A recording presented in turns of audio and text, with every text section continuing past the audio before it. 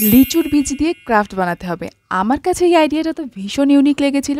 বেশ কয়েকদিন চিন্তা ভাবনা করার পর ভাবলাম খুবই সিম্পল একটা ক্রাফট বানাবো, কারণ অনেকেই রিকোয়েস্ট করছে সিম্পল ক্রাফটের জন্য। তো তার জন্য অবশ্যই লাগবে লিচুর বীজ। লিচু খেয়ে আটি ছুঁড়ে মারার অভ্যাস, তাই এগুলো জোগাড় করতে আমার বেশ বেগ পেতে হয়েছে। আর নিয়েছি এই ব্রাউন পেপারটা, যেটাকে এভাবে কেটে নিয়ে একটা রোল করে নিতে হবে। ব্রাউন পেপারটার জায়গায় কিন্তু আপনারা গ্রিন কালারের আর্ট পেপার ইউজ করতে পারেন। লিচুর বীজ কিন্তু বেশ ভারী হয়, তাই জন্য ভেতরে একটা আমি গুনোর তার দিয়ে নিয়েছিলাম। আপনারা পাটকাঠি ইউজ করতে পারেন, কারণ শুধুমাত্র কাগজে হয়তো এটা স্টেবল হবে না। তারপর আর কি গ্লু গানের হেল্প নিয়ে এগুলোকে আটকে দেবো। আমি স্টিকটাকে মাটিতে পেতে নিয়ে তারপর গ্লু গান অ্যাপ্লাই করেছিলাম। এতে করে খুব কম আঠাতেই জিনিসটা স্টেবল হয়ে যাচ্ছিল। আর গ্লু গান দিয়ে কাজ করার ক্ষেত্রে আমি দেখেছি যতটা সম্ভব কম আঠা ইউজ করলে এটা আর মেসি হয় না।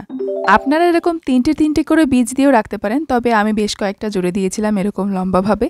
এবার আঠাটা শুকিয়ে গেলে এটাকে মেঝে থেকে তুলে ফেলবো। এবারে ওই একই ব্রাউন পেপার ভাঁজ করে কেটে নিতে হবে পাতার শেপে। এবারে পাতার নিচের অংশের এই পোর্শনটা কেটে বাদ দিয়ে দেবো। তারপর এইখানটায় আঠা লাগিয়ে স্টিকটার সঙ্গে জুড়ে দেবো। নিচের দিকটা একটু কেটে নিলে পরে জুড়তেও সুবিধা হয় আর দেখতেও অনেকটা অরিজিনালের এফেক্ট আসে। গোড়ার দিকটাকে স্টেবল করার জন্য কিছুটা গ্লু দিয়েছিলাম। প্রতিবার ফ্লাওয়ার স্টিক বানালে যে জিনিসটা হয়, এবারও তাই হয়েছে। এটা রাখার জন্য কোনো ফ্লাওয়ার ভাস পাচ্ছি না। আসলে বুঝতে পারি না কোন ফ্লাওয়ার স্টিকটা কোন ভাসে দেখতে বেশি ভালো লাগবে। এদিকে অ্যান্টাসিডের বোতলটা ক্লিন করার পর দেখছি এটা একেবারে গ্লাস ভাসের মতন দেখাচ্ছে, তাই ভাবলাম এটাকে রেখে দেখি কেমন দেখায়। যাই হোক, আজকের ক্রাফটটা কেমন লাগলো অবশ্যই জানাবেন কিন্তু।